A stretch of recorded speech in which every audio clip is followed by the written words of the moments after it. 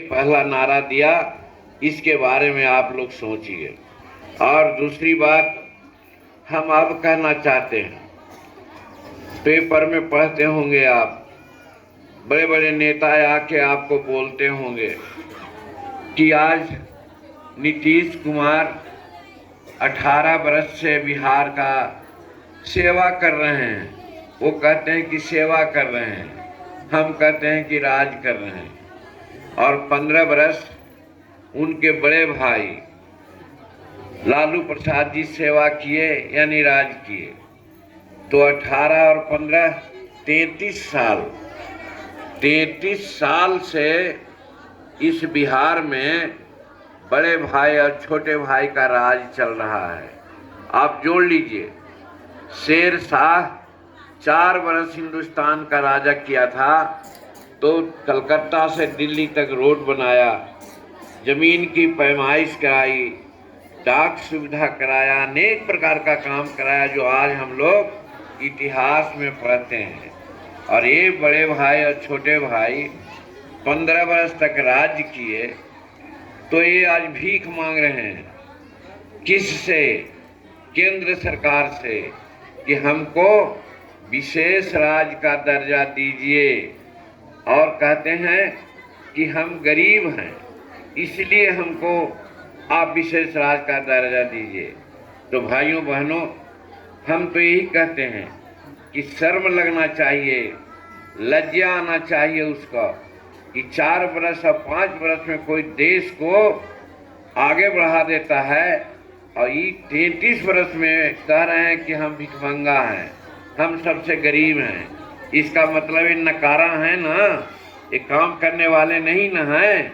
अगर काम करने वाले रहते तो शान के साथ कहते कि हमको कोई ज़रूरत नहीं है, बिहार में इतना संसाधन है, बिहार के लोग इतना मजबूत हैं, परिश्रमी हैं कि हम अपने ढंग से काम करेंगे, बिहार को आगे बढ़ाएंगे, जिसकी चर्चा हमारे साथियों ने किया। 9 महीना रहने का मिला था मौका जीतन मांझी को। 2 महीना तो इधर उधर खाली देखते ताकते झांकते रहे, लेकिन 7 महीना में जो जो काम किया, जिसकी चर्चा हमारे भाइयों ने किया, हम उसकी चर्चा नहीं करेंगे। वो चर्चा करेंगे तो 2 घंटा 3 घंटा समय लगेगा। उसके लिए हम यही अरविंद जी को कहते हैं, अपने प्रदेश अध्यक्ष को कहते हैं कि जो 34 निर्णय हमने लिया है, वो निर्णय की एक कॉपी है प्रदेश में, हजारों कॉपियाँ उसको बनवाइए और घर घर गांव गांव बांट दीजिए कि 9 महीना में जीतन मांझी ने क्या किया था। अगर वो काम आज हो जाए तो हम समझते हैं बिहार को किसी के नज़दीक झुकने की जरूरत नहीं है, मांगने की जरूरत नहीं है, अपने आप हम बड़ा राज्य हो जाएंगे। हम कहेंगे गांधी मैदान या जहां हमारे प्रांतीय अध्यक्ष ने कहने का काम किया कि हम जुटेंगे और मिलर हाई स्कूल में बात होगी, वहां पर हम इसकी पूरी चर्चा करेंगे, व्याख्या करेंगे कि कैसे। लेकिन एक बात, छोटी सी बात हम एक उसमें नुक्सा देना चाहते हैं। आज यहाँ हम भी देख रहे हैं कि बहु बेटियों की संख्या बहुत ज़्यादा है। हमारे जवान नौजवान साथी भी हैं, लेकिन बहु बेटियां बहुत संख्या में आई हैं। हम धन्यवाद देते हैं अरविंद जी को और सभी साथियों को कि आज जनसंख्या का 50% के आसपास में हमारी बेटियां बहू हैं।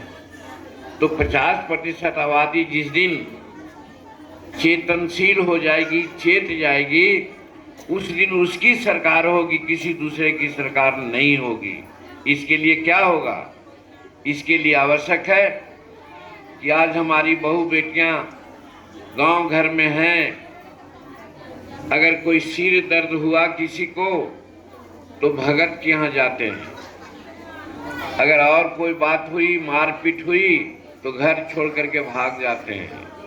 हमारे साथ भी घटना घटी है, क्योंकि हम भी मुसलमान परिवार से आए हैं।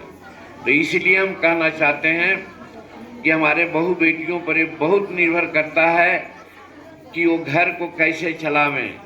हमारी संस्कृति रही है। हमारे पूर्व में हमारे पूर्वज लोग जो आदिवासी कहे जाते हैं, तो हम तो मूल निवासी हैं। यहाँ हिंदुस्तान के मूल निवासी, यहाँ के शेड्यूल कास्ट, शेड्यूल ट्राइब्स, अति पिछड़ा के लोग हैं। और उसमें बात ये होती है कि ये मूल निवासी के यहाँ महिलाएं सब काम करती हैं। शक्ति प्रधान समाज होता है, और शक्ति प्रधान समाज का मामला क्या है कि हम माता पिता कहते हैं, हम पिता माता नहीं कहते हैं। इसलिए माता पिता कहते हैं कि माता पहले है तब पिता है। उसी प्रकार से आप आगे चलिए, हम राधा कृष्ण कहते हैं। कृष्ण और राधा जब कहते हैं तो कृष्ण और राधा कहते, लेकिन नहीं, वहाँ राधा कहते हैं पहले, इसलिए कि महिलाओं का तरजीह लोग देते हैं। अगर इधर चले आइए रामायण काल में, तो सीता राम कहते हैं, राम सीता नहीं कहते हैं। क्यों? इसलिए कि महिलाओं को तवज्जो दिया गया है, महिलाओं को लोग समझा है कि यही लोग शक्ति है, यही हमारे हिंदुस्तान का पहचान है। तो इसीलिए आप महिलाएं आई हैं, उसके लिए मैं कहना चाहता हूं कि हम सब काम की चर्चा नहीं करेंगे। हम महिलाओं के बारे में जो कहा था, सबसे बड़ी बात है कि बाबा भीमराव अंबेडकर ने भी कहा था, सब कुछ जानते हैं, हमारे पढ़े लिखे लोग ऐसे बकते हैं, शिक्षित बनो, संगठित हो, संघर्ष करो। लेकिन ये नहीं समझते हैं कि बाबा ने कहा था शिक्षित होने का, तो क्यों कहा था, कैसे शिक्षित समाज होगा हमारा, और वो कहाँ से लाए ये स्लोगन। वो स्लोगन लाए हमारे जो भगवान बुद्ध थे। बुद्ध ने कहा था बुद्धम शरणम गच्छामि, यानी शिक्षित बनो। उसी के आधार पर अंबेडकर साहब ने कहा कि शिक्षित बनो, और शिक्षित बनने में उन्होंने कहा कि सबको शिक्षा होनी चाहिए, और महिलाओं की शिक्षा तो जरूर होनी चाहिए। ये बाबा अम्बेडकर ने कहा था। लेकिन आज क्या हो रहा है, आज महिलाओं को, बेटियों को पढ़ाने में थोड़ा सा लोग सोचते हैं। बेटी अगर पढ़ जाएगी MA BA, तो दूल्हा खोजने में हमको दिक्कत होगी। अगर हमारे पास पैसा नहीं है तो हम बेटी को क्या पढ़ावें। इसीलिए जीतन मांझी ये सोचा कि जब हमारी बेटी पढ़ेगी तो आज पंचायतों में है आरक्षण, आज नौकरियों में बेटियां जा रही है, बेटियां आज अंतरिक्ष में जा रही है, बेटियां फौज में जा रही है, बेटियां जहाज चला रही है, तो बेटी क्या बेटा से कम है क्या। इसीलिए जीतन मांझी ने कहा था हर बेटी को हम पढ़ावेंगे, और इसीलिए हम पहला क्लास से MA क्लास तक मुख्यमंत्री रहते बच्चियों की पढ़ाई को फ्री कर दिया था। कहा कि मगनिया में पढ़ेगी हमारी बेटी, तो हमारी बेटी तो पढ़ जाती।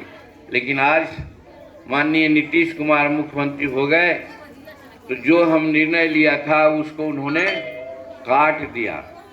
आज बहुत सी बेटियां आती है कि अमीर घर के जो बेटियां हैं वो तो अपना बकाया राशि का पैसा दे करके निकल गई, लेकिन हमारे गरीब घर की बेटियां जो 70% है, वो आती है। कुछ लोग हमारे पास बोलती है कि चचा आपने तो पढ़ाई पढ़ा दिया हमको, लेकिन जब हम पास कर गए हैं और सर्टिफिकेट लाने के लिए जाते हैं कॉलेज में, यूनिवर्सिटी में, तो कहता है कि 1 लाख बकाया है, 2 लाख बकाया है। चचा हमारे बाबूजी तो हरवाहा हैं, हमारे बाबूजी गरीब हैं, कहाँ से 1 लाख देंगे। तो ये नाजायज नीतीश कुमार कर रहे हैं। जीतन मांझी ने सब बच्चियों की पढ़ाई को माफ़ किया था। अगर वो माफ़ रहता तो हमारे सभी बच्चियां पढ़ जाएगी होती, और वो तेज तरार होती और अपना अधिकार लेती। तो कहने का मतलब ऐसा काम जीतन मांझी शुरू किया था, और बहुत काम कहेंगे तो समय लगेगा, और लोगों ने कहा है आपको। और उसके बाद हम ये कहना चाहते हैं कि आज कह रहे हैं नीतीश कुमार कि हमको विशेष राज्य का दर्जा दो, तो जो शुरू किया था हम, विशेष राज्य का दर्जा किसको चाहिए? जो गरीब होता है, जहाँ असहाय है, जहाँ कोई संसाधन नहीं है, वहाँ चाहिए विशेष राज्य का दर्जा। पहाड़ी है वहाँ चाहिए। बिहार की धरती चाहे गंगा जमुना का, गंगा ब्रह्मपुत्र का घाटी है, इधर भी एलुवियल मिट्टी है उपजाऊ का। हमारे दक्षिणी बिहार में भी एक से एक खनिज पदार्थ है। बिहार गरीब नहीं है। बिहार का संसाधन चुरा चुरा करके लोग, अभी सुना ना रांची में कि 350 करोड़ रुपया एक कांग्रेस के एमपी के यहाँ था। 350 करोड़ रुपया मामूली नहीं है। उसी प्रकार से अनेकों लोग ऐसे हैं जिनके पास हजारों हजार करोड़ रुपया है, सब बेईमानी से पैसा रखे हुए हैं। तब फिर हम क्यों कहते हैं विशेष राज्य का दर्जा मांगते हैं? हमको तो उन लोगों से पैसा निकालना चाहिए जो आज पैसा रखे हुए हैं। लाखों टन तो नहीं कहेंगे, लेकिन हजारों टन सोना रखे हुए हैं, चांदी रखे हुए हैं जमीन में गाड़ करके, और पैसा कितना रखा हुआ है उसका अंबार नहीं है। जरूरत है उसको निकालने का। हम धन्यवाद देना चाहते हैं नरेंद्र मोदी जी को, एनडीए की सरकार को, जो पहल कर रही है। आज बिहार में भी, मध्य प्रदेश में भी और सब राज्यों में देख रहे हैं कि ईडी का हो रहा है, उसमें छापामारी। तो हम समझते हैं कि आज नहीं तो कल लोग निकाल लेंगे पैसा। तो हमारा कहना है कि बिहार का गला हुआ पैसा निकालने की जरूरत है, हमको भीख मांगने की जरूरत नहीं है। इसीलिए हम कहना चाहते हैं कि हमको विशेष राज्य के दर्जा की जरूरत नहीं है।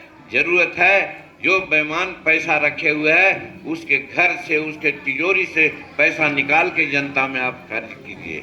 एक बात। दूसरी बात एक कहना चाहते हैं कि आप 1 बरस नहीं, 2 बरस नहीं, 3 बरस, 33 बरस आप राज किया और कहते हैं बिहार गरीब है।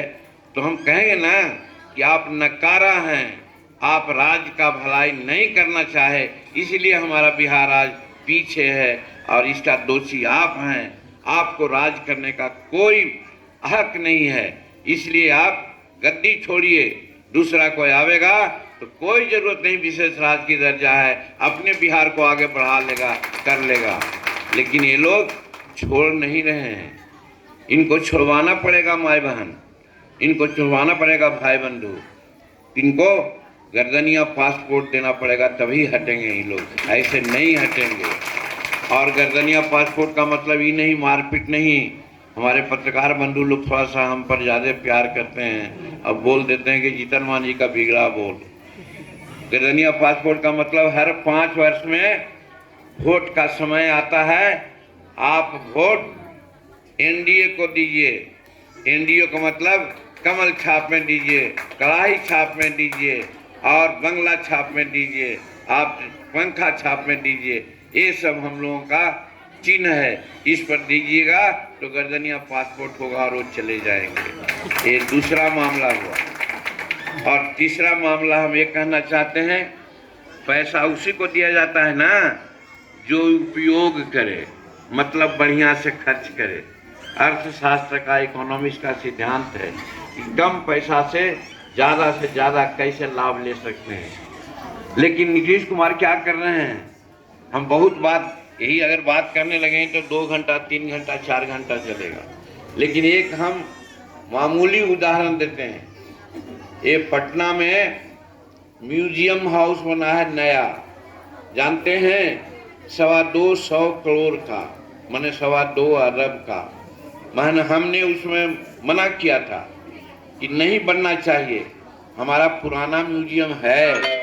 और पटना हाई कोर्ट ने भी कहा था कि ठीक जीतन मांझी कह रहा है, पुराना म्यूजियम है तो नया म्यूजियम बनाने की क्या जरूरत है, इसलिए नहीं बनना चाहिए।